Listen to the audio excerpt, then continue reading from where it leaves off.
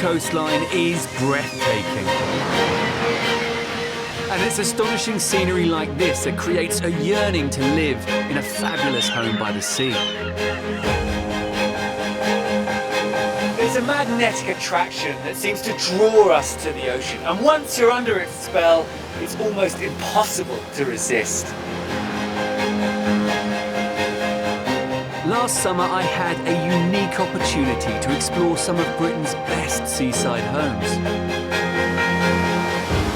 That journey was just a drop in the ocean when it comes to the awe-inspiring properties and amazing locations that dot Britain's coastline.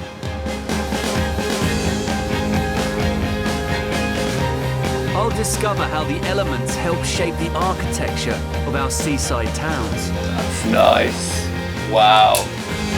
I'll design my own fantasy coastal homes. It's totally bonkers and impractical, but I don't care.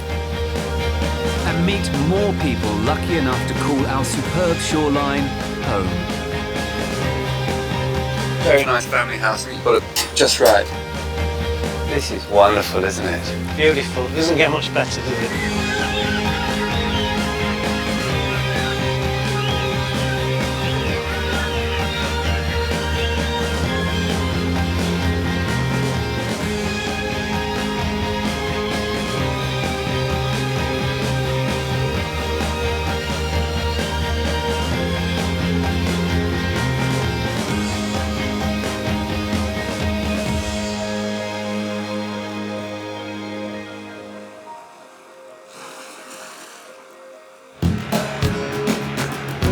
This week I'm travelling to Scotland's most southerly point and exploring the stunning coastline of Dumfries and Galloway.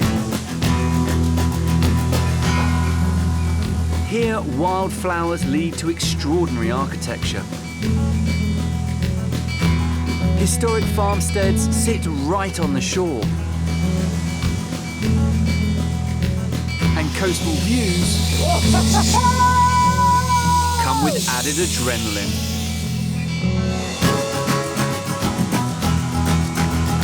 Scotland's Solway coast is a region steeped in history.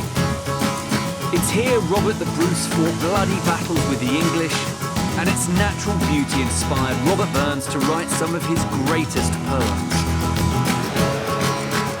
It's such an unspoiled part of the world, it's known as the Secret Coast.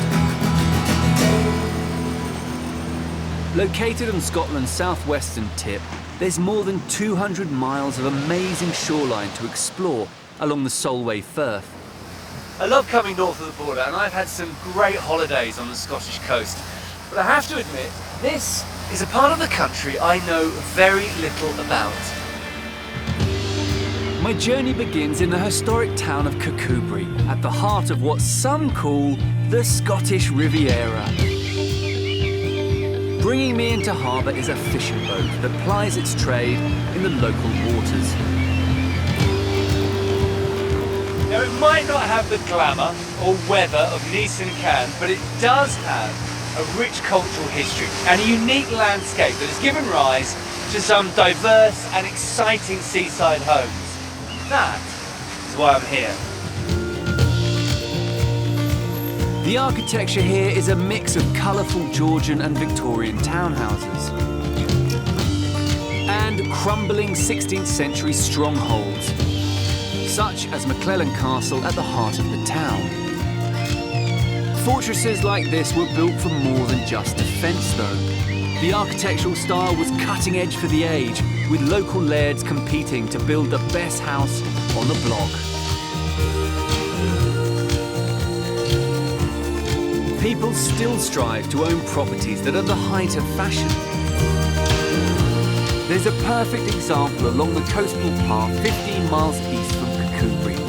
Here, close to the resort of Sandyhills, there's something rather special. The first house I'm off to see on my Solway adventure is called The Edge, and its name says pretty much everything you need to know about this extraordinary property.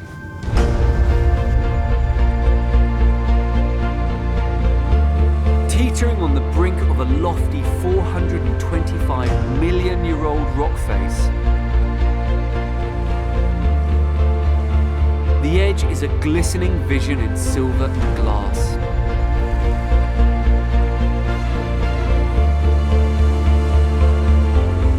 Reaching the house from the beach isn't for the faint-hearted,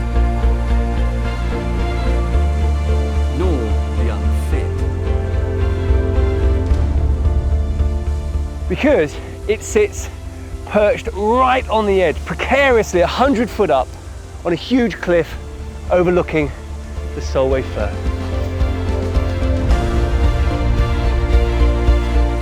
This spectacular cliffside home is owned by construction project manager Stuart Dick. Hello, Stuart. Hello, Charlie. Pleased to meet you. Good to meet you. Well, that is quite some way of getting up to a house, isn't it? It is. It's quite a climb.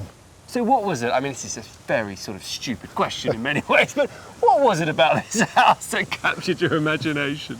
Apart from the view, Yeah. it was also the kind of the glass and the design of the house. In a way that it makes the most of that incredible view. Yes, yes. So we actually moved from a 120-year-old granite house to a 6-year-old modern house. Glass So and steel. glass, yes. Quite a transformation. Yes. Should we go inside and have a look? Yes. After you.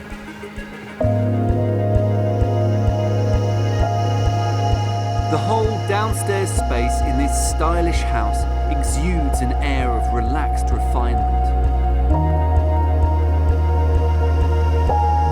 Fundamentally, it's designed to bring the wonders of living right on the Solway coast into the heart of this home, making the most of its amazing location. Because it is a lovely space, isn't it? You almost feel like you're under a sort of a rock ledge, sort of tucked in, Yeah. cave behind you, with that wonderful view out to the outside. And you sort of do feel like you're outside. As you say, you feel cramped underneath, but you can see out into Sort the of distance. hugged a little bit, but you've got the view. Yes. Why this part of the coast? I mean, it's a very quite a secret part of the world, isn't it? But why do you come here? My parents started bringing myself and my brother here probably about 40 years ago. So as kids we've grown up on the beach and crabbing and rocks. So it's as much about the location and the family memories. And I suppose this wonderful sort of multi-purpose space, sitting, dining, cooking, I mean, you can just sort of live in this sort of modern cave, can't you? It is. Everybody can be in the same room doing different things, but you're not scattered all over the house.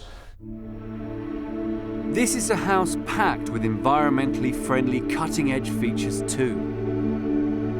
With water heated by solar panels on the roof and thermally high-performing walls and glazing, it manages to be both sleek and cosy. And how do you sort of mainly use this space? I mean, you say you come in and shut the door and sort of sanctuary. It is. It's mainly some good food, glass of wine, sit in the city and just look out. And watch it go by, watch it evolve. You don't need pictures in the house because that's your pictures outside.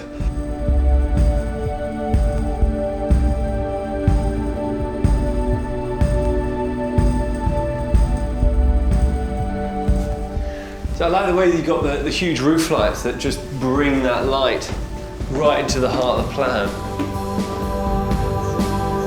Upstairs is a feature that, like the climb to this house, isn't for vertigo sufferers. You've got a glass floor Yes. to get more light down. Just to take it all the way. I always find this very nerve-wracking. Well, on you go. It's all right, isn't it? Are you completely comfortable walking on it, or do you still have that? No, I'm comfortable now. Are you? Comfortable now, You just. yeah. It's so alien.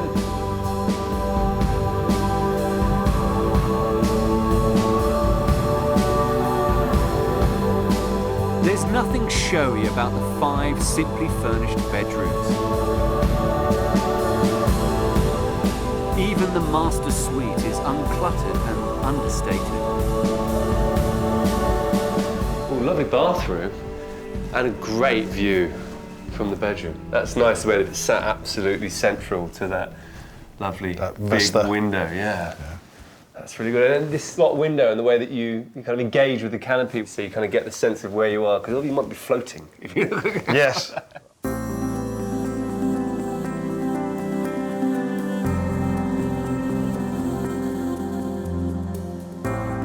really, living in and on the edge is about one thing.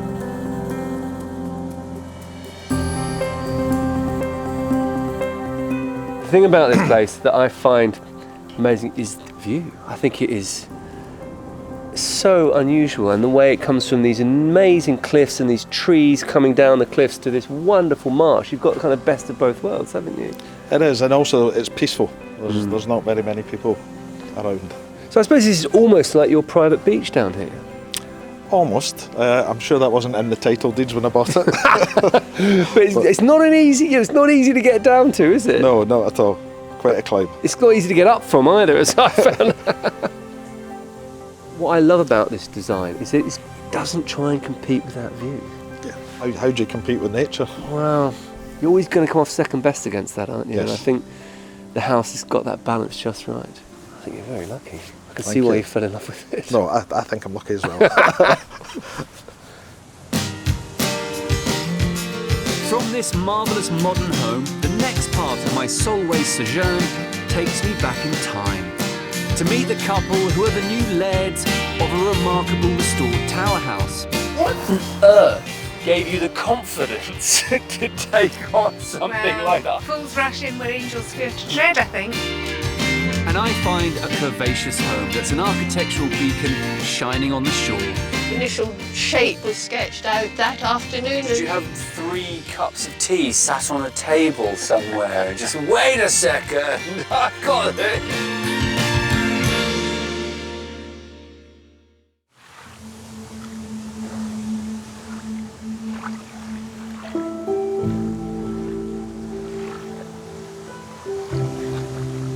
I'm wandering the rocky shore of Scotland's dramatic Solway coast to discover some exceptional homes by the sea.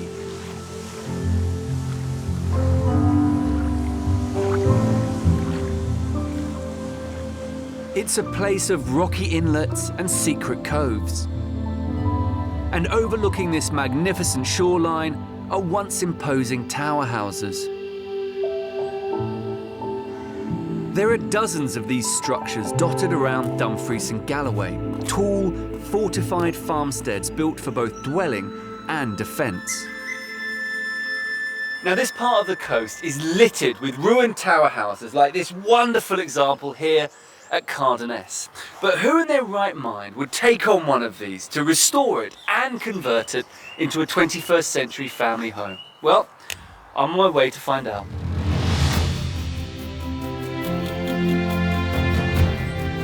From the derelict tower at Cardoness, I'm travelling just 4 miles southwest, around Wigtown Bay, to the hamlet of Barhome.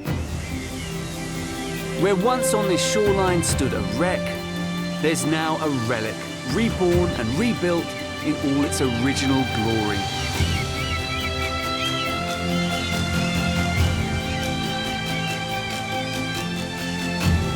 Soaring majestically almost 400 feet above sea level is Barhome Castle.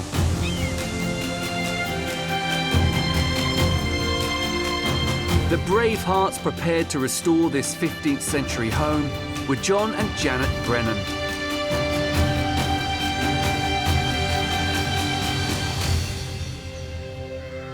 What on earth gave you the confidence to take on something like that? I'd have been scared stiff trying to tackle that. Fools rush in where angels fear to tread, I think. It was extremely cheap. It was cheap, £65,000. We thought, a good project. A nice project. It wasn't a life's ambition to live in a tower or own a tower. We were just driving along the coast and we saw on the road this handwritten sign saying that this was for sale. Always a good indicator that it might be a reasonable price if it's a handwritten sign. And what kind of condition was it in when you bought it? Well, it was a complete ruin. It hadn't been lived in since about 1750. So, as you can imagine, it had no roof, no internal roof. This had just been crumbling and it was about to collapse. Restoration rules meant returning the castle to how it looked when it was last lived in. So Janet and John had to cover the beautiful old stonework with harling, a traditional lime render used in the 15th century. a lot of local people were disappointed and said, why did you paint it white? In fact, it wasn't the traditional original This state. is how it would have It's been. the This is traditional it, original yes. state. So this is a lime and sort of gravel, almost a very early pebble dash. Pebble, well, it's a mixture of seashells and goat's hair and lime mortar. It beams out, as it would have done in the 16th century, showing the lairdly status of the owner. Look at me, look at my big white tower. Should we go inside? I love this door. This sturdy door would have led through to a storeroom and cattle shed. Under its low-hanging vaulted ceiling is now the kitchen. Climb the original tower to the first floor and you'd have come to the heart of the home. Now this cosy living room still embraces its 500-year-old heritage. This is a really amazing room. I mean, this feels like a proper castle in here. This was the Great Hall. This is the room where the family would have lived. They'd have cooked over the fire there as well. Tell me about these amazing ceiling paintings. Well, we don't know that it was like this, but many 16th century castles did have painted ceilings. So you've got a lady playing the recorder. Which is our daughter. That's a photo we sent when she was about 8 or 9. Wherever possible, civil servant John and Janet, a university faculty head, have replicated Jacobean fixtures and fittings, such as the ornate wooden four-poster in the master bedroom. The spacious bed and 4-foot-thick stone walls mean you're guaranteed a good night's sleep, whatever the weather outside. In a storm, you know, with these lovely thick walls, it must be great. Well, in a storm you don't really know what's going on because we're so well insulated from the weather here that we don't really hear or see the rain. Or the wind. Or the wind. Which is what you Don't see anything. I know. Well, I bet you sleep well in here. Yes, we do. We sleep well in Yes. here. We do.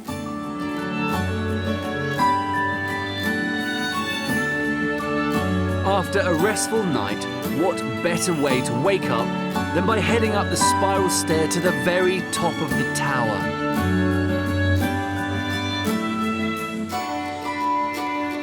To feel the breeze on your face 400 feet above the Solway Firth. Now that is bracing.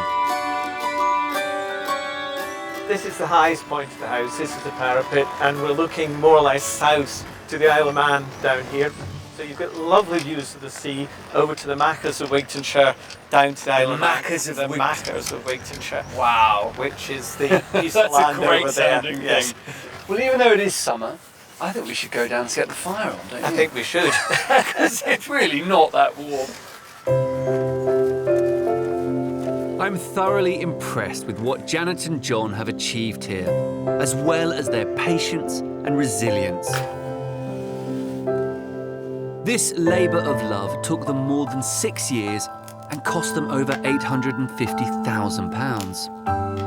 The motivation to complete this ambitious project turns out to be the epic landscape in which this wonderful home sits. It was the view which really kept us going in buying the place and restoring it. I think if it had been somewhere just in a valley somewhere, I think at the first or second hurdle we'd probably just have abandoned. Fire on, glass of whiskey. I mean, this is sort of what this house was made for, really, wasn't it? Cosy evenings in Yes. front of the fire, yes. Cheers. Cheers. Cheers.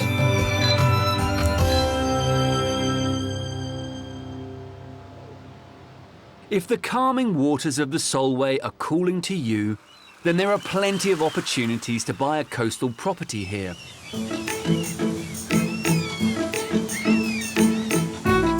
If it's a historic home you're after, then the apple of your eye could be this former windmill in Kirkcudbright.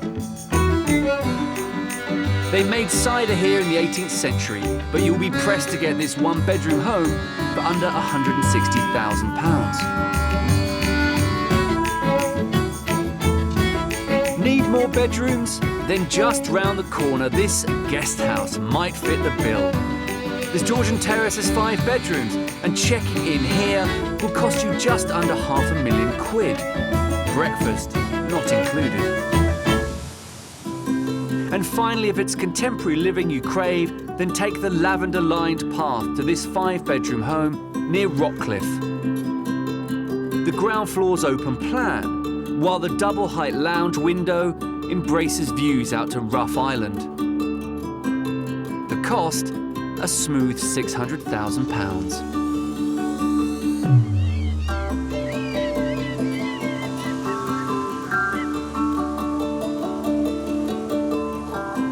After my visit to the ubiquitous Tower House, the next home on my agenda here in Dumfries and Galloway is like no other I've come across on my travels around Britain's coast.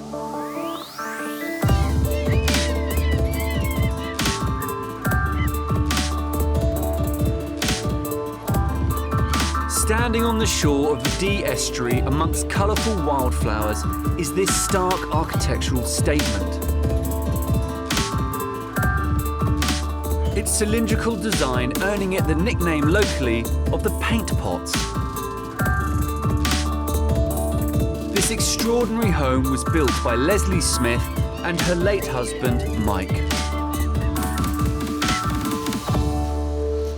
Hello, Leslie. Hello. This is a lovely spot, isn't it? Yes. And this is a very, very unusual shape for a house. Well, it's not unusual if you think about the location.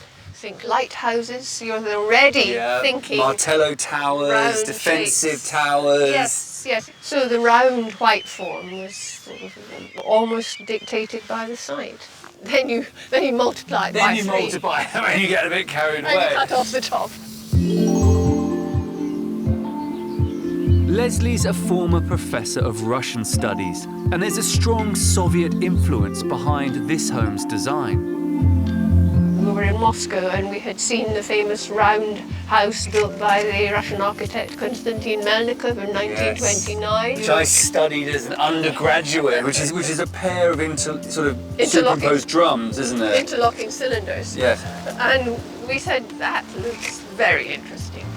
We went into Kirkcudbright, we had a cup of tea, and the initial shape was sketched out that afternoon. Did you have 3 cups of tea sat on a table somewhere and just, wait a second, I got it?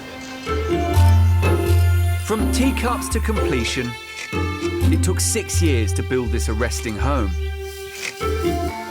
And that attention to detail is evident, starting with how you get inside.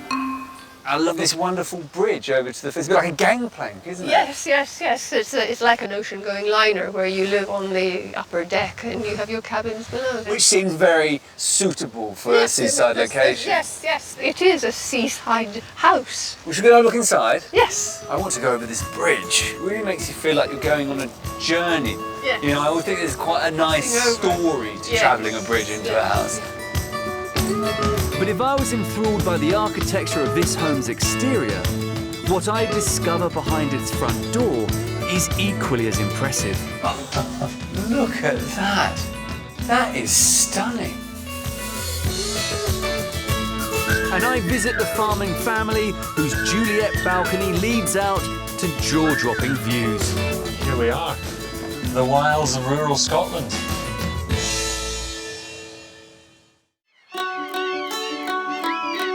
I'm in Scotland on the spectacular southern coastline of Dumfries and Galloway.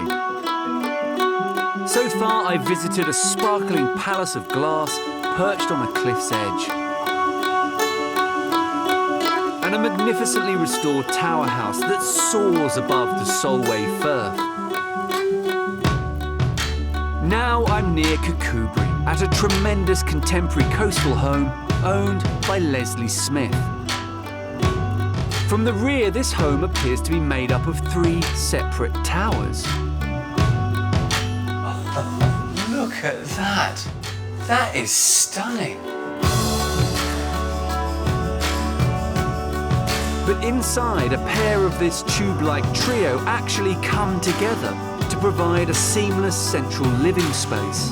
So that's totally different from what I saw outside, because you think it's going to be 3 towers, and it's not at all. It's the design revelation that's left me astonished. That is stunning and really surprising. That's very clever. The brief basically was to let in the light from as many angles as possible. So that also fed into the round idea. So that you would always be sort of facing the sun somewhere and getting the most out of the sun. The light would be coming in from as many directions as was possible. Tying the open plan space together is the massive picture window, made up of 9 8-foot-high panels. This is the most spectacular window I have seen for a very long time. It's good in all weathers. Days like this, there's this kind of shot silk sky, and then of course sometimes you have Mediterranean blue, and it just changes from moment to moment. I like the way that it's all enclosed and the way that it forms a curve that is then echoed by the curve of the house. This home takes curvaceous to a whole new level. From the kitchen hugging the bend at one end, to a lounge complete with its circular Scandinavian log burner at the other. And this perfect curve carries you along like a wave to a separate tower. It's great, isn't it, when you come between the rooms? And I love the way that it brings the outside surface in. To the splendour of a library, complete with curved oak bookcases that line the walls of the singular drum.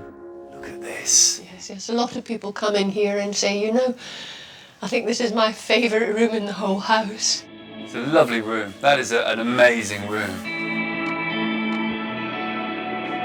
On the ground floor, 2 bedrooms also incorporate the flowing bend of the tubular structure. While the diamond internal window above the curved stair is a nod to Melnikov's original design. But this home is more a tribute to Leslie's late husband, Mike, than any architect. He died just a year after completing this ambitious project. It was profoundly sad that Mike died, but it wasn't a tragedy. Tragedy would have been if he died in the middle of it. As it was, he saw the project through to absolute completion. The house was finished in every detail. He lived in it for a year. He was thrilled by it. His vision had been made reality. And so that's actually what the house speaks.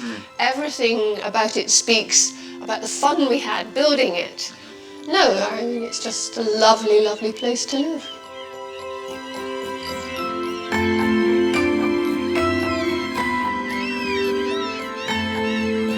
I think what Leslie and Mike managed to achieve here is breathtaking. It's more than a home, it's a legacy.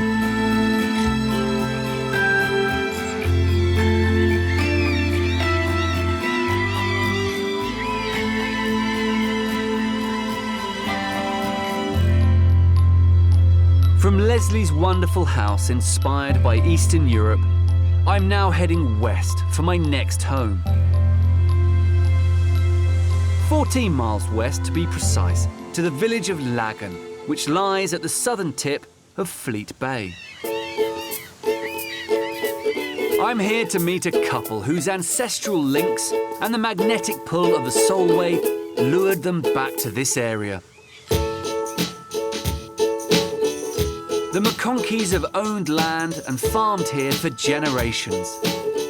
Now the latest scions of the clan, Duncan and Vicky, have recently built their own perfect home here, with family at its heart, on a plot right next door to Grandma.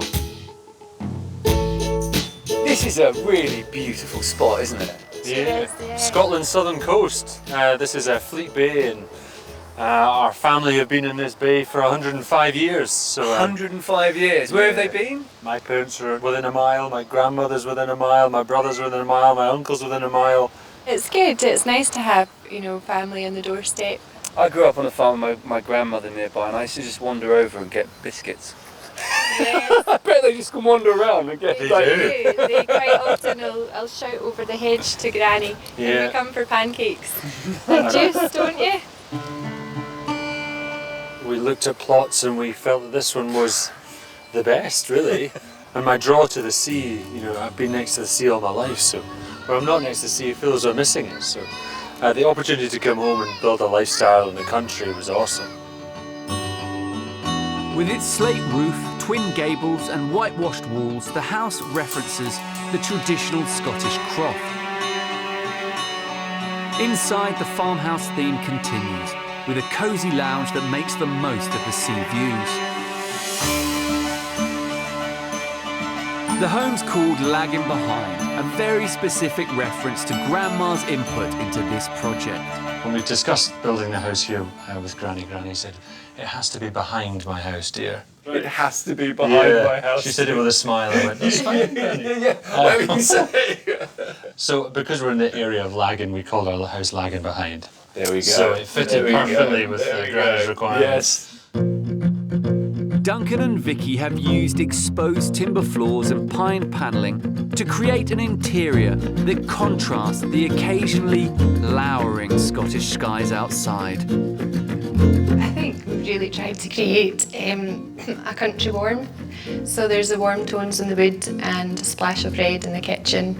I wanted it to be cosy and relaxed. You sit in the windows and you look out and you see the weather transporting itself across the sea. It's an incredible view. Yeah, the windows certainly get pelted with rain, so it's nice to have a cosy feel inside. Nice, secure feeling. And there are a few other elements here to provide a warm feeling inside. I can definitely see there's a sort of a love heart theme here, Duncan. Is this your doing? I think we counted there was something like 460 love hearts in this room alone. Glasses have love hearts, tea cozies have love hearts, teapots have love hearts, everything has love hearts. Have you always had a love heart thing? Yeah, I think they just say something, don't they? They just, hopefully say that it's a warm, loving home. Upstairs, it's a house of two halves, with their three kids having the west wing. While across the galleried landing to the east is a more grown-up master suite. Good view. That's fantastic. Complete with epic views across the fields to the Solway beyond. Here we are, the wilds of rural Scotland. Isn't that great? The Yeah. land of milk and honey. And Granny's house right next door. So that's Grandma. That's Granny there.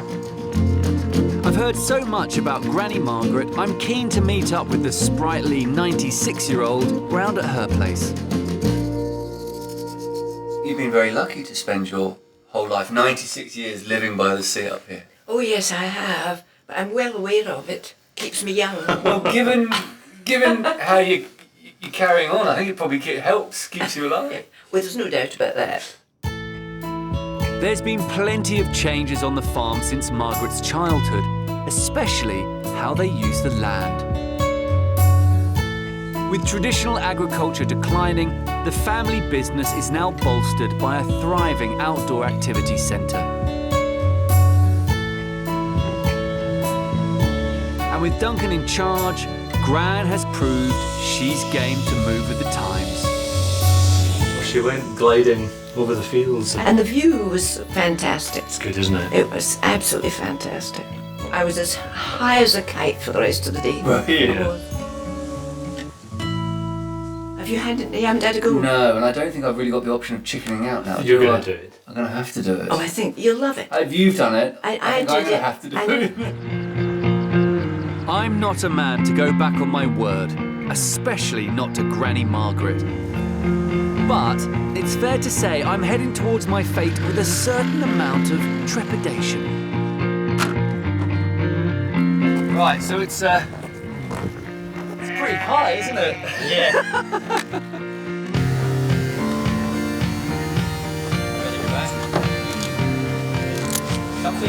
I'm actually slightly nervous. 3, 2, 1.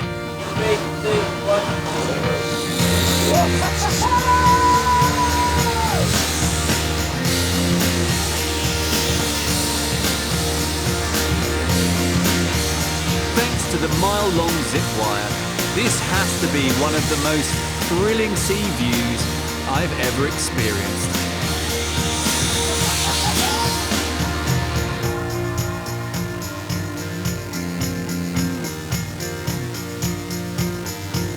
After my high-octane visit to Duncan and Vicky's home, the final stage of my Solway trip is a more tranquil affair.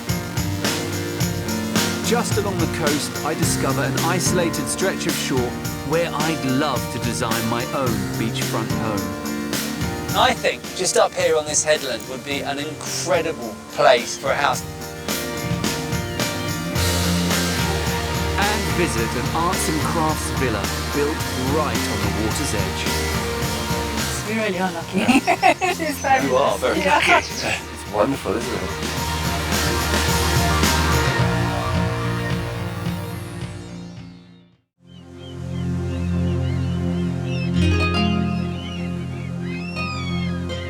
I'm on the final leg of my journey around the beautiful, windswept coast of Dumfries and Galloway, and I've seen some beautiful homes along the way.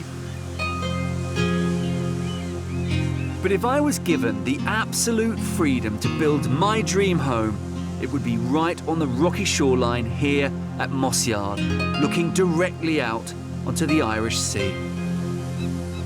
I think just up here on this headland would be an incredible place for a house. Now, in some parts of Britain, building a house here would be a nightmare because it would just get lashed by storms.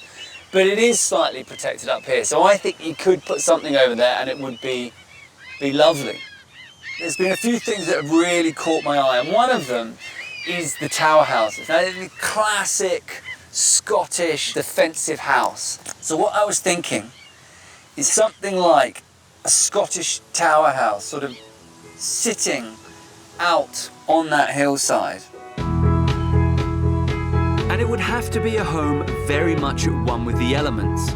Blocks of irregular granite put together almost randomly like the local dry stone walls would give its exterior that essential rugged feel. Supported by a base made from thin steel posts and glass, with huge sliding doors looking out to sea, it would be a tower full of contrast. The irregularity and the weight of this upper layer against the incredible crisp, hard clarity of this lower level, I think would create this illusion of this top area floating, which I think would be really nice to see, almost like a sea mist drifting in. Downstairs, the whole dining, kitchen and living area would be open plan, allowing vast panoramic views out to sea. And upstairs, large windows punched through the stonework would light the 3 bedrooms. But it's at night the building would really come into its own. Shards of light would be seen shining out through the gaps in the dry stone facade, an amazing sight for passing ships. Definitely buildable, definitely interesting, and I think that kind of brings together some of the most interesting things that I've seen over the last few days in this beautiful part of our island.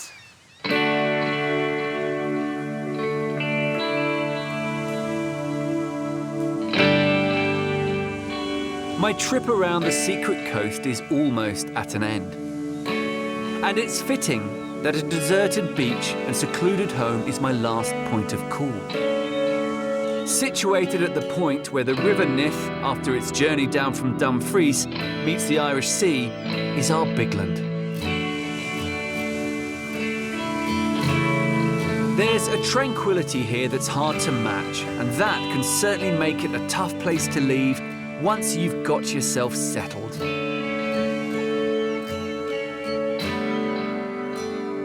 The Arbigland estate has only changed hands twice since the Middle Ages, and I'm here to meet the newcomers, the Blacketts, and they've only been here for 163 years.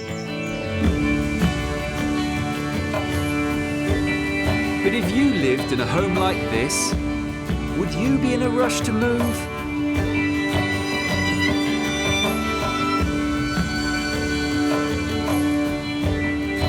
Jamie and Sherry are the people who live in this beachfront farmhouse, set within a rambling 1,200-acre estate. It's a serene spot, especially now at low tide. We're standing in Scotland, looking And looking at England. at England, at the Lake District. Yeah, we can see Skiddaw and Helvellyn from here. Quite an extraordinary place to build a house, in that you get high seas and storms and... I mean, it's amazing actually, the contrast. You know, sometimes you could be on the Mediterranean, and other times it's... It really is the Irish It Sea. really and gets it's quite wild, yeah. The aptly named House on the Shore was built by Jamie's great-grandmother Prudence in the mid-1930s.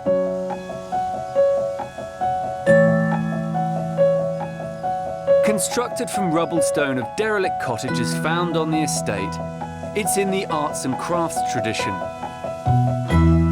With its unusual butterfly-shaped roof and bow windows, rather than the baronial Scottish style.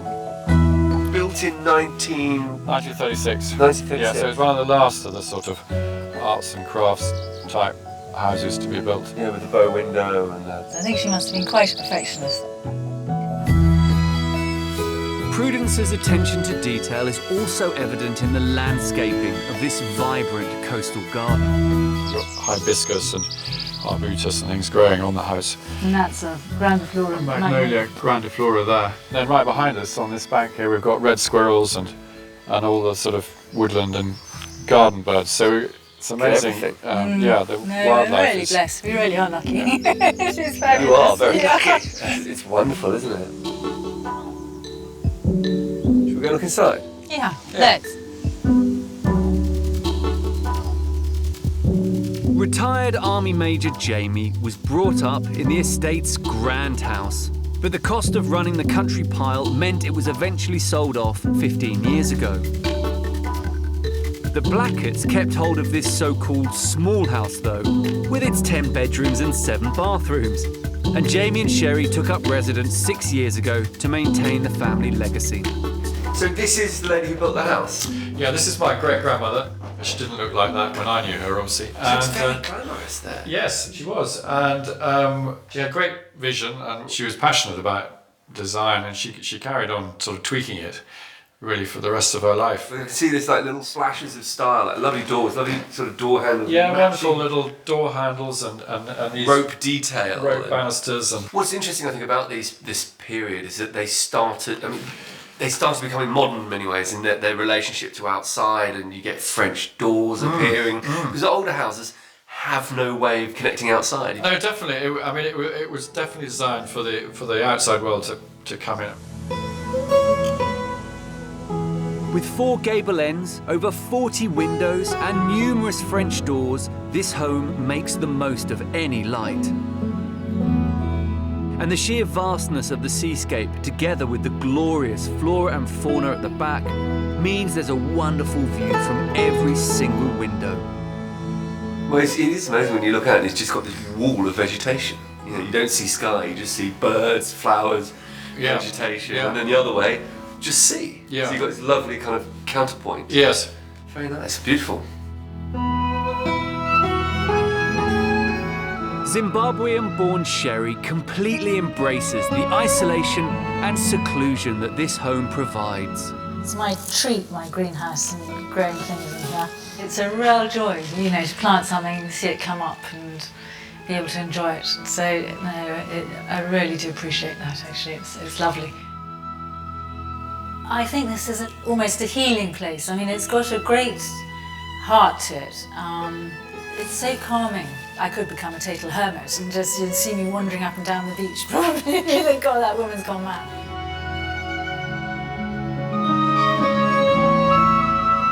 To finance the estate, Jamie and Sherry are now letting others share this solitude. They've built holiday cottages and run these alongside rearing pedigree beef cattle. It's all part of the master plan to pass this fantastic place onto the next generation. I mean, how heavily do you feel that, the responsibility of continuing the family tradition?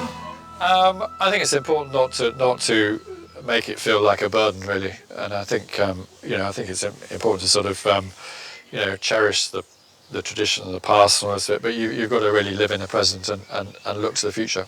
Do you feel that sort of weight of responsibility? Yeah, I mean, I feel some weight, yeah. Yeah, no, certainly. You're going to be the 8th? Yeah, 8th generation. 8th generation. Yeah, yeah. Pay attention. Yeah. These are cattle. I think this family is definitely up to the challenge of running this beautiful estate. After all, who wouldn't be motivated if it means remaining in this beautiful, peaceful and extraordinary part of the Scottish coast?